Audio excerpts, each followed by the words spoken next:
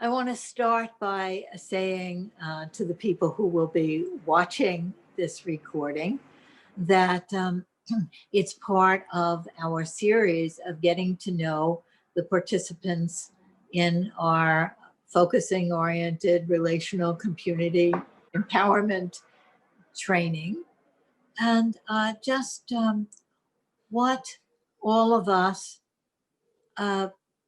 think and feel about focusing in community empowerment and our relationship to community.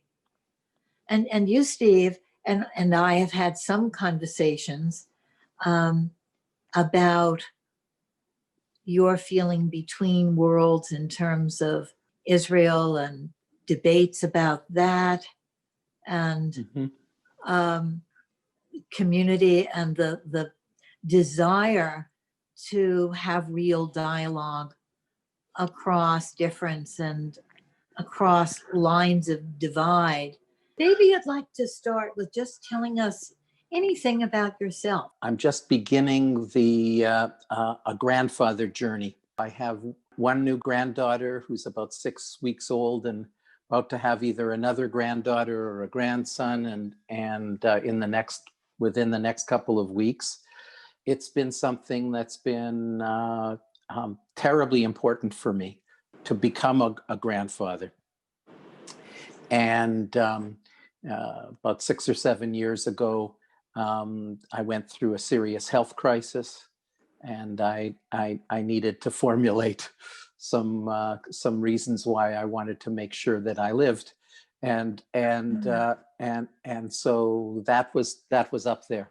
So when I think about, so that's a really important dimension, and so I guess I'm at the stage of life where I think about some kind of legacy, if you will, or making some kind of contribution, and that kind of around things that matter, sort of beyond a lifetime, and so that's probably what's most important. Well, I'm very struck by how when with this health crisis, it felt like being a grandfather was something really worth living for and important to live for.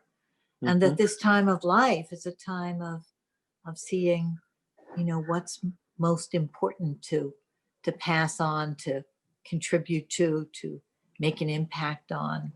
And you decided that the community empowerment was important enough to you to also make space for it. Mm-hmm. Yeah, I think it covers, or it touches on actually and potentially really important dimensions of being human and finding ways to connect and to belong and to dialogue, all of that. And so connect, it's open to belong, and to dialogue. Yes. If I put myself through this process, or engaged in it, and learning and that kind of thing, that it would that somehow it would have could have some kind of benefit, even in a implicit kind of way with with my grandkids. It's not the only reason. And I was struck by your saying that you put yourself through this. It's not so easy in a way, is it? To learn to dialogue and to have a sense of belonging with a diverse community. Two things start to come up. One is that a sense of grounding, and a sense of or access to courage. And so then both of those, and I'm thinking, I was watching the recording of last week's. There was something around I think you were using the term the below, and making connection, so there's the difference, the differences between one person and another, or and where one may make a stand in some kind of way. Mm-hmm. And that's on that explicit level. And then there's this something deeper. And Yes, and you were talking about developing a reservoir of presence that we could be able to share. And just even hearing that and watching the flow of the conversation and learning from various people and seeing how one thing one thing built on another in some way or another gave me a sense of that grounding or connecting to that below. That sort of implicit connectedness that we are, that we're not always aware of consciously, that we're sensing and feeling. Hopefully, in some way or another, be able to recall that or touch into that, both in actual interaction, or within times with the little ones, and then which I've already found happening in my work. I'm also a therapist, and then perhaps in some kind of way that can spread in some way. So that's that grounding. I can really feel that in my body, that sense that of being grounded in that deeper connection of the person to person connection and the beyond words connection, as well as learning to dialogue with people on the more explicit level of people's beliefs and values and what they think and what they need. And somehow being able to remember that. In those particular moments. That's the trick, isn't it? That in the moment where somebody is saying something that offends you, right, or annoys you or disturbs you, and you're feeling so separate from that person, to sort of remember and be grounded in the place where we, as Jean would put it, we are the interaction, that we are connected and belonging with each other.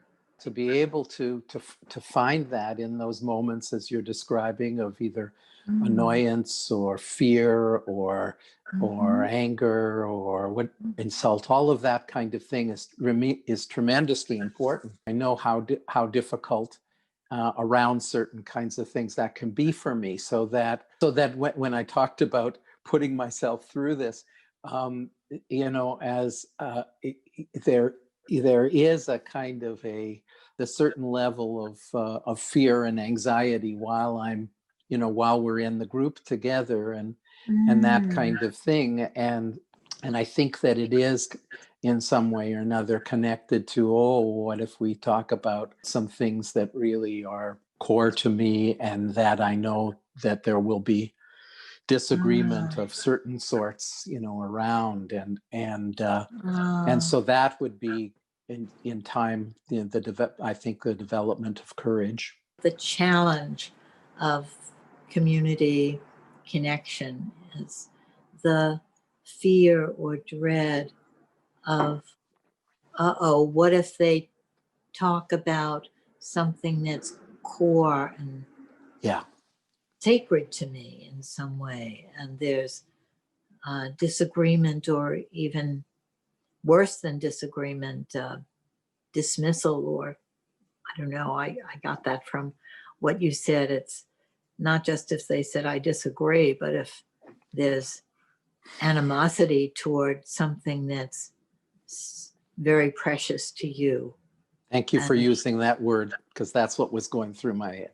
Precious to me. Yeah. So maybe we could just stay with that for a minute, the fear and the precious, that they go together. That some things are precious to you and you don't want them hurt, attacked, dismissed, undervalued.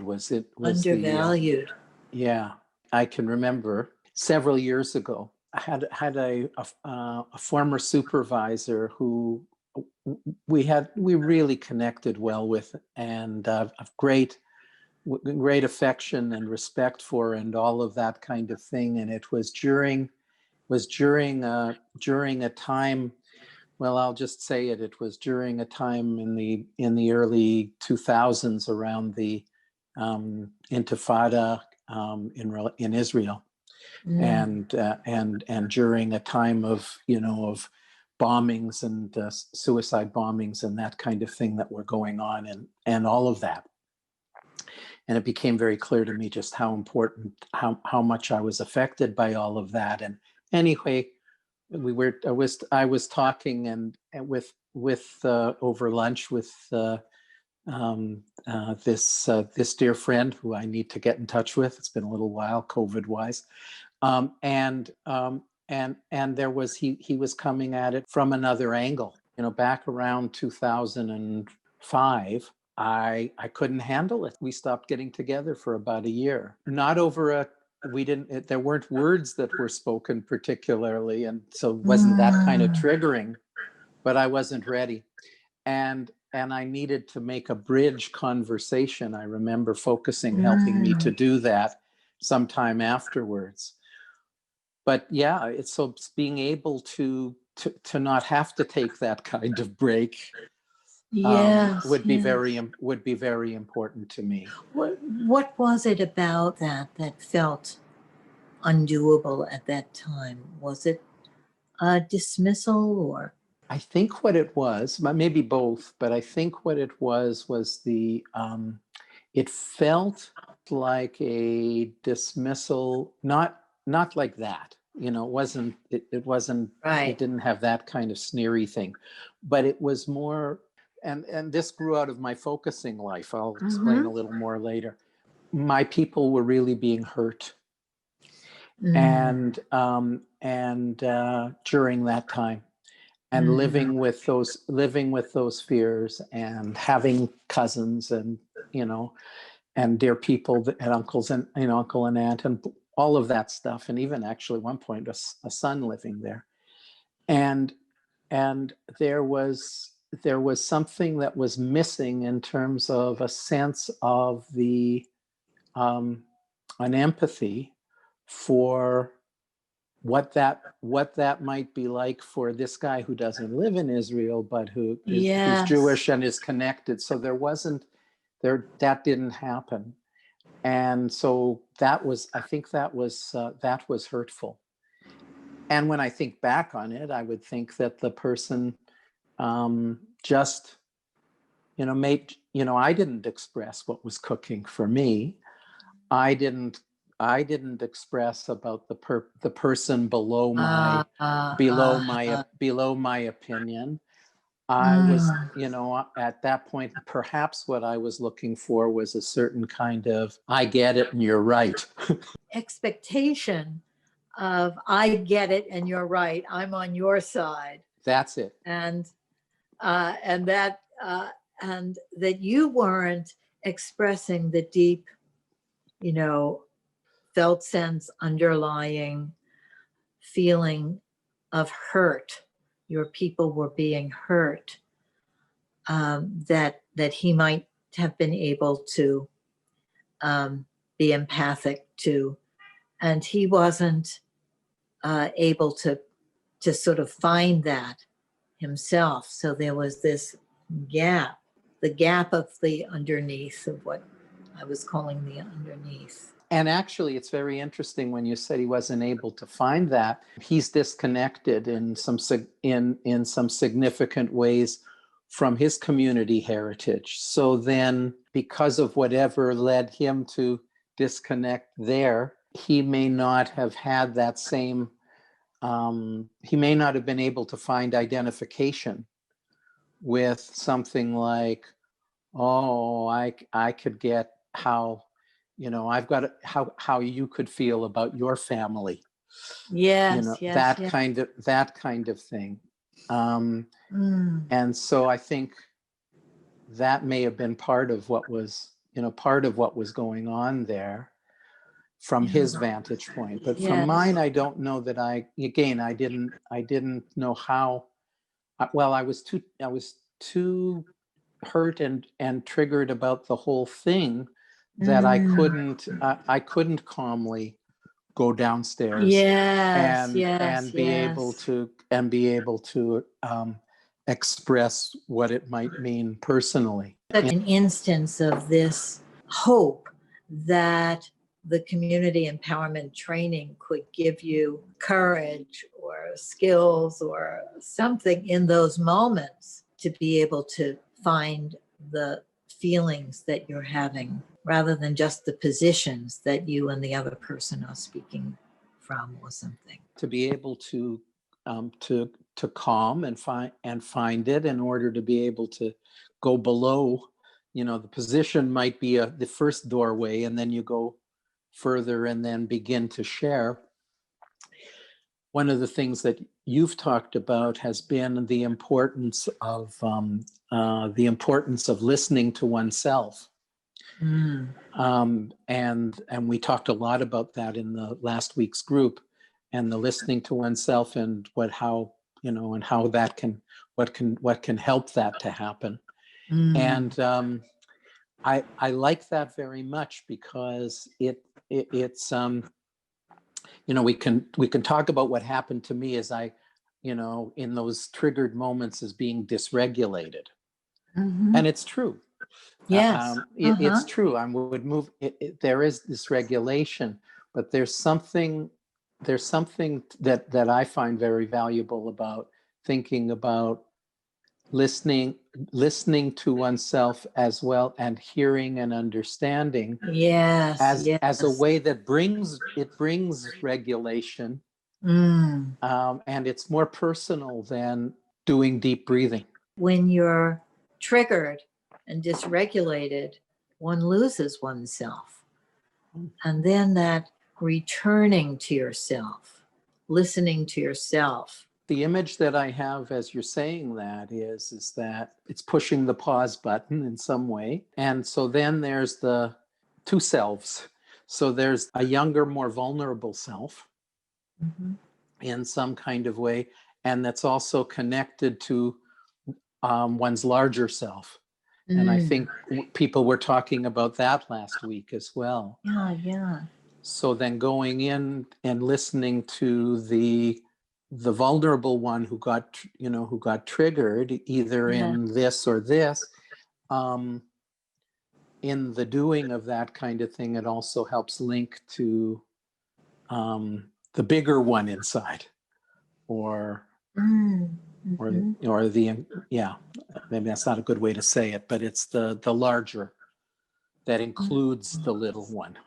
Somehow we have to hear the vulnerable, hurt one to be able to have that larger, more expansive self. Absolutely. And it is also very different than just listening to yourself in a philosophical way, a thinking at the edge kind of way, where you're saying, well, I disagree because of this and this, or these aren't correct facts. There's also this or something, which is coming back to your own position, but it leaves out the soul of it somehow without listening to the hurt. From which, if dialogue can happen, there'll be, souls meeting in some way or another, or at least briefly, a bridge from one soul to another. And I'm also thinking, that philosophical premises and facts and those kinds of things, they matter too. And it's somehow bringing both of them.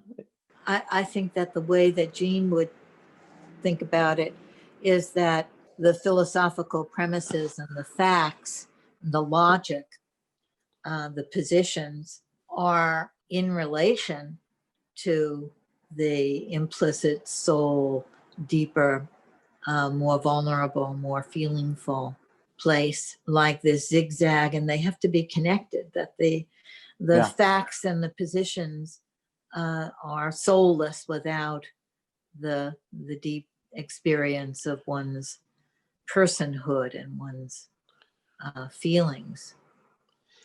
Yes, and can the arrows go both ways too? Yes, absolutely. That's the zigzag, right? That's the That zigzag, also, right? if Yeah. you have the feelings and you don't have, the facts and the story and Yeah.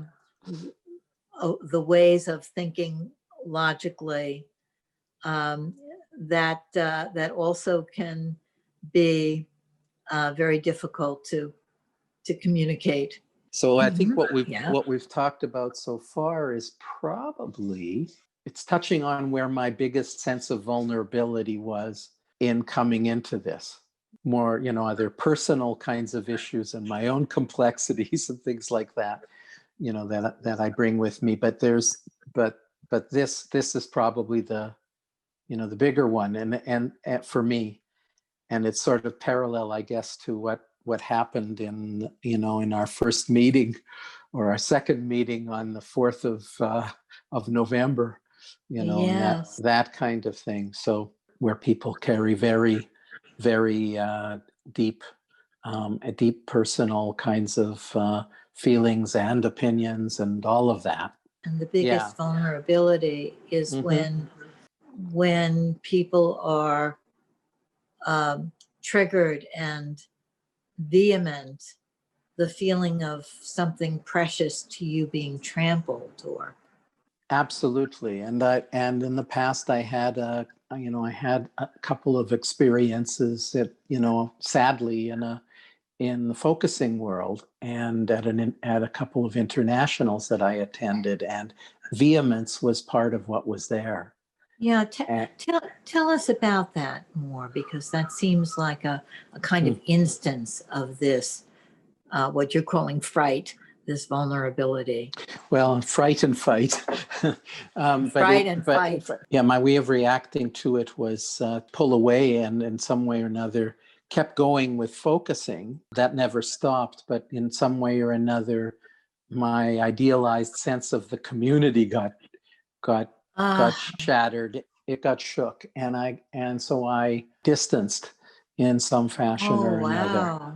Certainly, I was ambivalent about going back to an international. I wanted to, but I also had my somethings there. I'm hoping that this force process would help me to be, and this is the word that's coming, would help me to be able to be loyal to both of my two central communities, my Jewish identity community and my focusing identity community.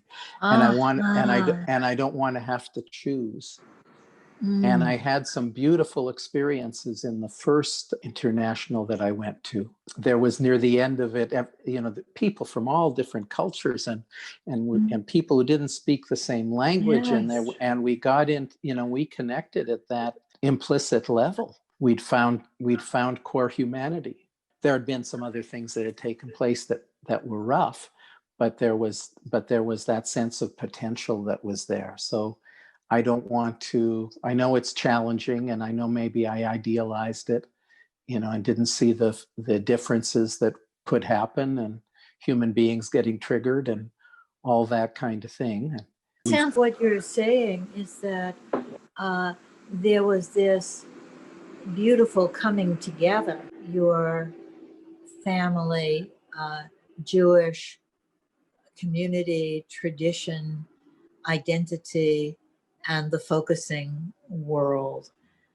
And then in another international, there was something that happened that was really shaking that sense of idealizing or respecting or holding in high esteem the focusing community and that was in Israel. The group was trying to deal with very hot feelings about Israel and Palestine, and it felt like something was shaken there. And traumatic would be too strong a word, or not exactly the right word, but something happened there that was very destructive to that process of bringing your focusing identity and your Jewish identity together. and to meet with other identities. And then it seems like the forced training is a way of a kind of rapprochement, of coming back and saying, well, will this help me to make that bridge again, to feel more confident about that clash? Yes. Is that right? Yeah. That Yeah. may be inevitable in some moments, clash between the focusing identity and the Jewish identity, some challenge there or something. It's more like within, and we've seen it already in our group so far, within the focusing community, and particular focusers. We're all particular focusers. We're going to have our, we've got our, our differences and our stances and that kind of thing. I really think that there's a potential in our group. We've already started to be able, and that's been the intention, to be able to go downstairs or go below and to find that holding something. So that there may be these differences in that kind of thing, but there's a human interconnection underneath it all. And we can say it conceptually, but I think that we're trying to develop a holding environment for that. And the experiences that happened both in the Israel one and also the one before, where there was somebody from Israel who was inviting people, and there was somebody who felt very strongly about some aspect of Israeli policy and was verbally attacking the person. I found that very difficult. And what happened is we weren't explicitly trying to find that implicit dimension. It was, one angry editorial or somebody at a protest march in a particular way. There was an absence of empathy. There's a psychoanalytic idea that you may be familiar with about the interweaving of hope and dread, that we're all having this hope for a new beginning of things that haven't been right, and hoping that it will become right. It will be the way that it needs to be. And the dread to repeat, the dread that it will be the same shaking up experience. And I can feel that interweaving of hope and dread in this feeling of the group, and your strong intention that we're going to learn how to find that deeper connectedness through our differences and clashes. And then the part that feels it needs really courage to be there, because it could get hurt, and it could be the dread to repeat those other experiences where something precious is devalued and trampled on. It's such a human challenge, if that kind of tension is there, if that's a given, this challenge of being able to have ideals disappointed in reality and still hold ideals and not deny reality, but not drop one or the other. Yes, holding both the ideals and the reality that falls short of the ideals, and not dropping either one. Exactly. And I have a good friend he's a son of Holocaust survivors, and has told things about what his parents went through and how they made their way out and all of that stuff. And he grew up with his father being terrific during the day, and then at night having nightmares and screaming and all of that kind of thing. And my friend likes to tease me. He's become a realist. He likes to kid me about being idealistic. And so we've got this very nice back and forth between between each other around it. I don't work to get him idealistic, but he tries to get me to be a realist. That's a very hard thing to not bunker down. One thing that I want to add is that for me, the hope that can bring the ideal and the real together is that when the individual can't settle enough to feel the connectedness, the individual is too triggered, that the group is the holding, so that there will be times when many people won't be able to find empathy or to find the focusing attitude of receptivity and curiosity. But at that time, when that person can't, and maybe a couple of people can't, that there'll be enough people who can be that, so that that can be the milieu in which we're living. May it be. This seems like a good place for us to stop. It seems like we've just had a whole voyage here. Thank you so much, Steve. Take good care. Be well. See you next Wednesday. Bye-bye.